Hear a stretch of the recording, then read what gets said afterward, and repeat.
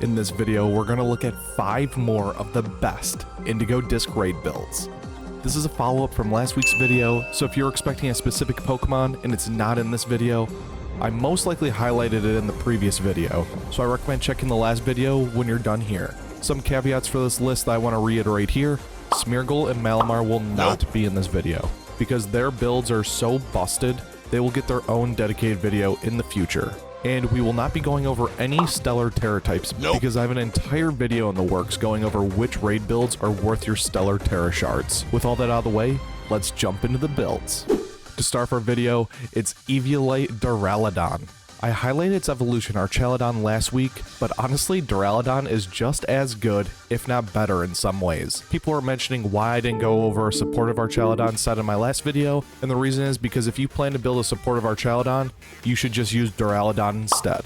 Because Duraludon is an unevolved Pokemon, it can take advantage of the Eviolite item, giving it a 50% boost to both of its defensive stats, making its defenses even better than its evolution, Archaludon. Too long didn't read. If you're running an offensive option, use Archaludon. But if you're running a defensive support, use Duraludon with Eviolite. Because you're a supporter, you're not focused on dealing damage, so no need to Tera or pick the perfect Tera type. The defensive dual typing of Steel Dragon is too good to change. None of Duraludon's abilities will come into play, so no need to use an ability capsule or patch for the perfect ability. For nature and EVs, I recommend the Calm Nature with max HP and max special defense, because special defense is our weakest stat, so we want to supplement it as much as possible to make it bulky physically and specially. For moves, we want Snarl to lower the target's special attack stat, Breaking Swipe to lower the target's physical attack, so regardless if you're joining a special attacker or a physical attacker raid, you can mitigate the damage regardless because you have access to both Snarl and Breaking Swipe. Metal Sound is a good option for lowering the target's special defense, so your team's special attackers can deal even more damage. And Dragon Cheer.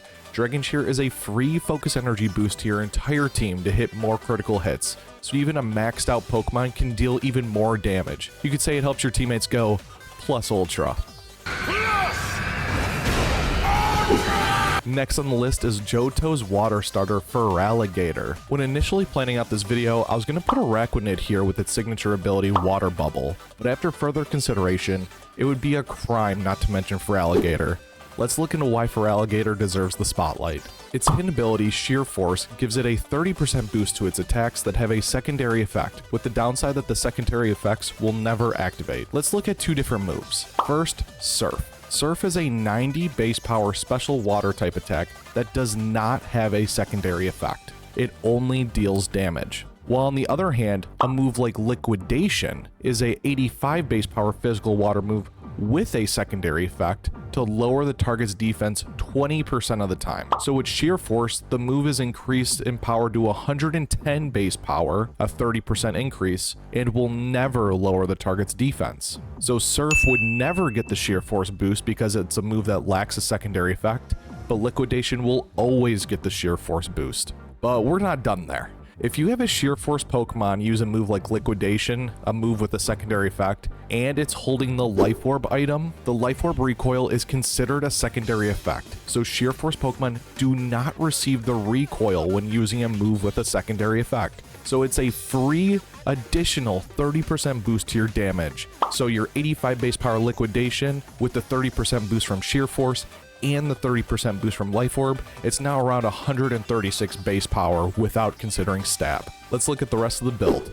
You want to be Water Tera to receive 2 times stab on your water attacks rather than the usual 1.5 times stab bonus. And we want to be the Adamant Nature with max HP and max attack, with the moves Swords Dance to increase your physical attack, Screech to lower the target's physical defense, Liquidation is your go-to physical water move, and I like the last move Rain Dance to double your water attack damage and increase your damage output even more. The one big issue with this build is you don't have any recovery, and it's not the bulkiest Pokemon, so you might find yourself heal cheering to keep yourself alive. And one could argue to just use Azumarill over Feraligatr because Azumarill can run recovery and belly drum, but the interaction between Life Orb and Sheer Force was too fun not to mention. Next build on this list is Kylie Jenner herself, Magmortar. Magmortar is a Pokemon I've been testing because it's a non-poison type with access to Acid Spray.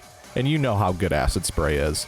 But if you don't, Acid Spray will 100% of the time lower the target's special defense by 2 stages, even when the shield is active, so it allows yourself and your special attacking teammates to deal more damage. You'll see a lot of similarities between this Magmortar set and Armarouge sets, but I would still consider Magmortar because of its lack of psychic dual typing makes it better in certain scenarios, like against Ghost and Dark type Pokemon. Usually Armarouge would be a poor choice against Ghost and Dark type Pokemon, but Magmortar is not because it lacks the psychic dual typing. We'll be running the Shell Bell for recovery, and its ability will be its hidden ability, Vital Spirit, which prevents it from falling asleep. So no need to worry about the 100 different raids that spam Yawn. Quick side note, have you noticed for the new raids in the Teal Mask and Indigo Disc, Game Freak gives some of them the most annoying movesets? Too many raids know Yawn nowadays, so Magmortar can be immune to those shenanigans when Armarouge is not. For nature and EVs, you want the Modest Nature with max HP and max special attack, with the moves Acid Spray to lower the target's special defense, Flamethrower is your go-to special fire type attack,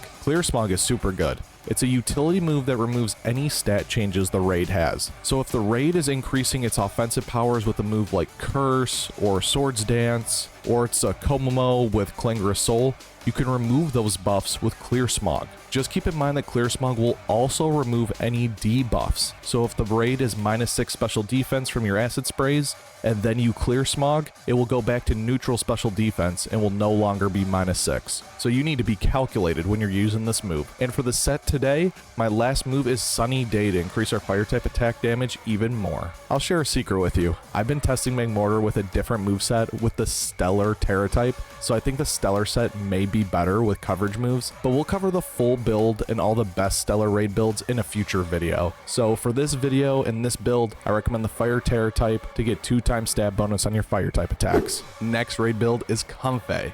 I'm so happy Comfey is in the DLC because it was one of my favorite Pokemon to use in Sword and Shield's Dynamax adventures because it's a really good option if you need a healer on your roster. Comfey has the busted ability in Triage, which provides a +3 priority to all of your healing moves. So even if you're the slowest Pokemon in the raid, you will always heal your teammates before you get attacked. Unfortunately, Comfey does not get access to Life Dew, which would make this Pokemon just absolutely busted, but it does get access to Floral Healing, which heals 50% of your target's HP. So it's a big heal, but it's only for a single target. But we can make Floral Healing even better with the Grassy Terrain, because Floral Healing will heal even more when Grassy Terrain is active, healing 2/3 of the target's HP rather than 50%. So it's just a straight up better heal pulse. Comfey gets access to really good supportive moves like Helping Hand, Charm to lower the target's physical attack, Light Screen but no Reflect, and Worry Seed to remove any annoying abilities a Pokemon may have. If you played during 7-star Hisuian Samurott, then you know how important it is to change or remove a Pokemon's ability if it's good. Comfey also gets access to special stab recovery with Draining Kiss, which also gets the Triage priority boost so it can help yourself stay healthy. Personally, I really like the moveset of Grassy Terrain plus Floral Healing, so I can keep my teammates healthy with huge healing, and the moves Charm to lower the target's physical attack if they are a physical attacker, and Light Screen to prevent special damage if it's a special attacker. Just to clarify, I don't think my moveset is the end-all be-all. When it comes to supporters, it's important to keep in mind who you have on your roster and build Comfey in a way that fills a gap among your raid builds. For nature and EVs, I recommend max HP with either max special defense or max defense with a calm or bold nature respectively. And the item that I've been enjoying the most lately is Terrain Extender, which can be found in the Water Gym City. The Terrain Extender makes it so your grassy terrain will last for 8 turns rather than the 5. So you only need a grassy terrain once, and it usually lasts for the whole raid. Don't sleep on the synergy among Terrain Extender, Grassy Terrain, and Floral Healing. Before we jump to the last build of this video, if you're enjoying the content, give the video a like, subscribe to the channel, because it helps me out in my battle against the dreaded 7-star YouTube algorithm. I have a ton more raid builds on the channel when you're done here if you've been raiding to try to get as many Urban Mysticas as possible. Hope you enjoy. Okay, plug over, back to the video. And our last build is one of my favorite Pokemon, Excadrill. What an awesome Pokemon design, and it's really strong as well, so that's a plus. This one has been one of my favorites for soloing 5 and 6-star raids for the past few weeks. Let's see why it's so good. For item, I recommend the Shell Bell for recovery, with the adamant nature with max HP and max attack EVs, with the move Sandstorm. Sandstorm is a rather meh weather. It provides rock types a special defense boost when Sandstorm is active. And believe it or not, Excadrill is not a rock type. so it gets no benefit from Sandstorm? Well, not exactly. It gets the ability Sand Force, which increases its damage output by 50% when Sandstorm is active. You could even make yourself the Rock Tera type to get the damage boost and the special defense boost, but I don't think that's necessary.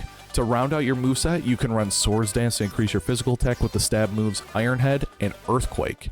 You can run either Steel Tera or Ground Tera, whichever would fill the gap in your roster that you need. So we've covered 10 Indigo Disc Raid builds in total that I think are the best of the best.